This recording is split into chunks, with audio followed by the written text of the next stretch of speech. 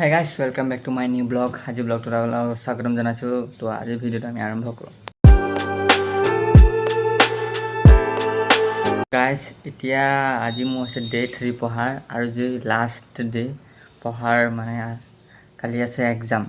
কালি 29 তাৰিখ, আজি 28 তাৰিখ। তো কালি আছে এক্সাম। তো এতিয়া মই পঢ়িম।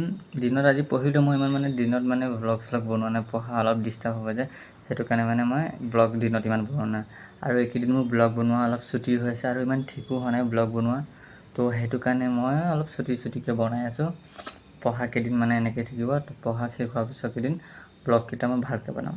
তো এতিয়া বৰ্তমান বাজিলে 7টা। তো এতিয়া মই পঢ়িব লাগে আৰু সময় গৈ আছে, সেইটো কাৰণে মই আজি ইয়াত টেবুলতে পঢ়িম, নহ'লে বিচনাত পঢ়ি আছিলোঁ গাইজ, টেবুলতে পঢ়িম।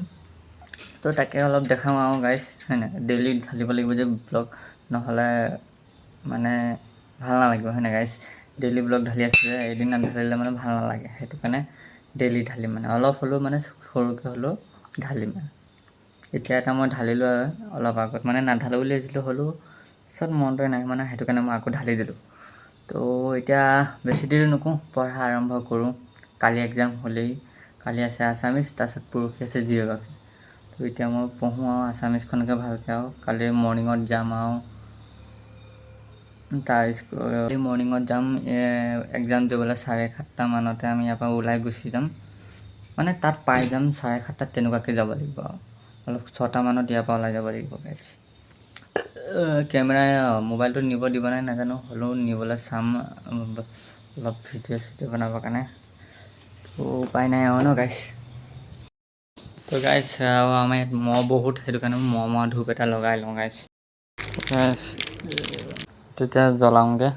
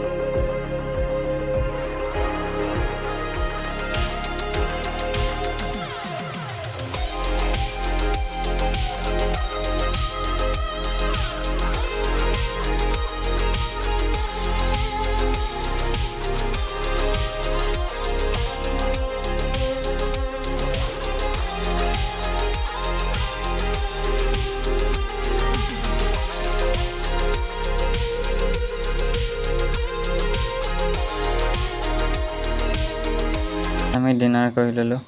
তো এতিয়া আকৌ আমি পঢ়িব লাগিব আৰু অলপ পিছতকৈ। পৰীক্ষা দি আছোঁ নহয়, হ'লেও ভিডিঅ' পঢ়াবোৰকে দি আছোঁ, সেইবোৰ নাই দিয়া, অকল पढ़ाबोহে दिसों। तो गाइस अभी फिर से पढ़ने के लिए आ गया है।